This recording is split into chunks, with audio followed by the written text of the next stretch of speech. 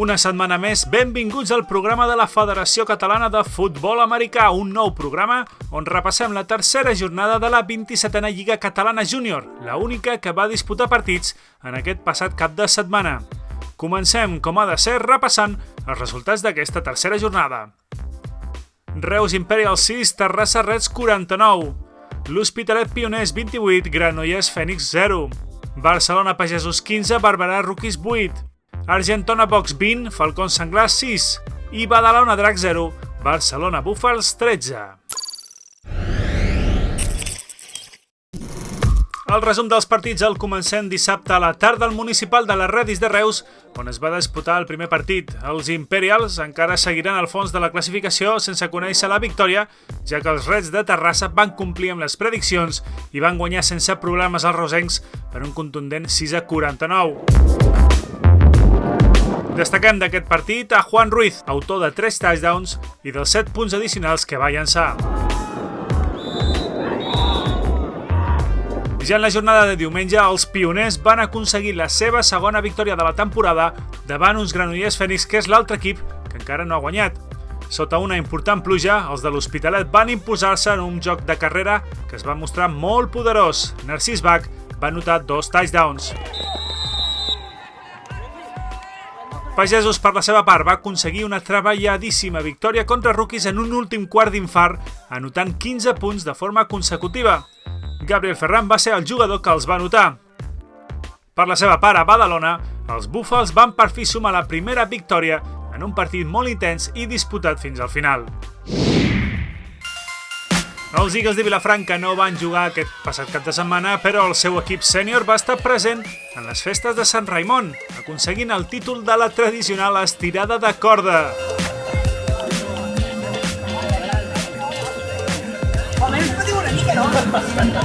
Felicitats, nois, i a gaudir del premi!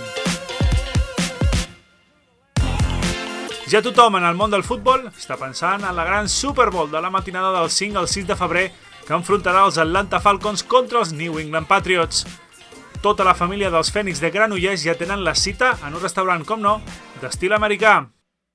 Els pioners, per la seva banda, celebraran la gran vetllada al Casino de Barcelona. Tots hi sou invitats. No et perdis res del futbol americà català. Subscriu-te al nostre canal de YouTube.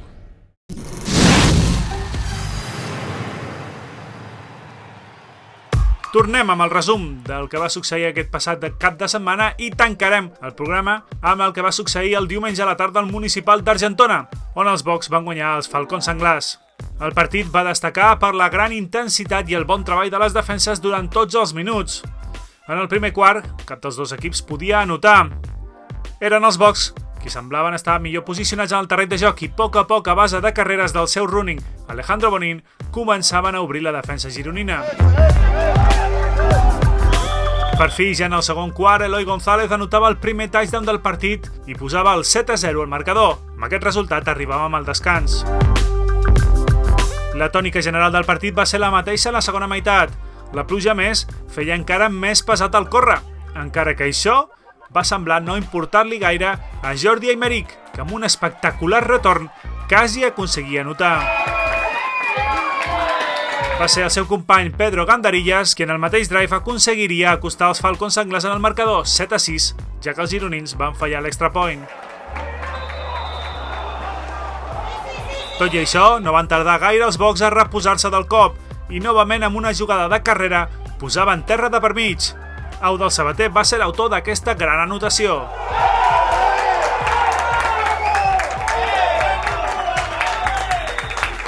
Ja en l'últim i definitiu quart, novament Eloi González tancaria el marcador amb una nova anotació aconseguida pel centre de la defensa gironina.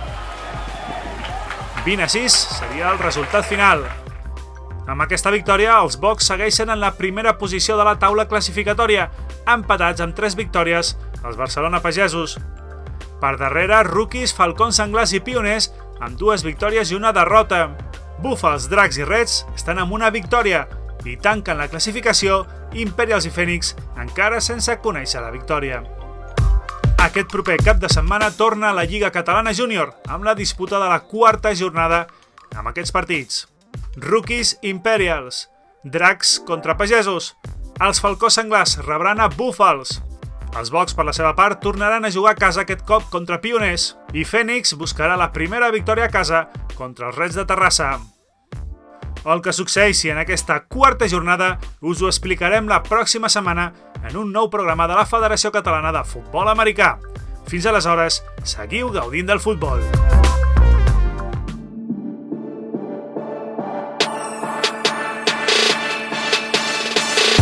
Lil homie, I'll be dope until never happens. I'm ill till forever ends. If you ain't know me when the struggle happened, just remember we ain't never friends. My father for all of his love, my mom for all of that labor, my girl for holding me down, and my dogs for lending me paper.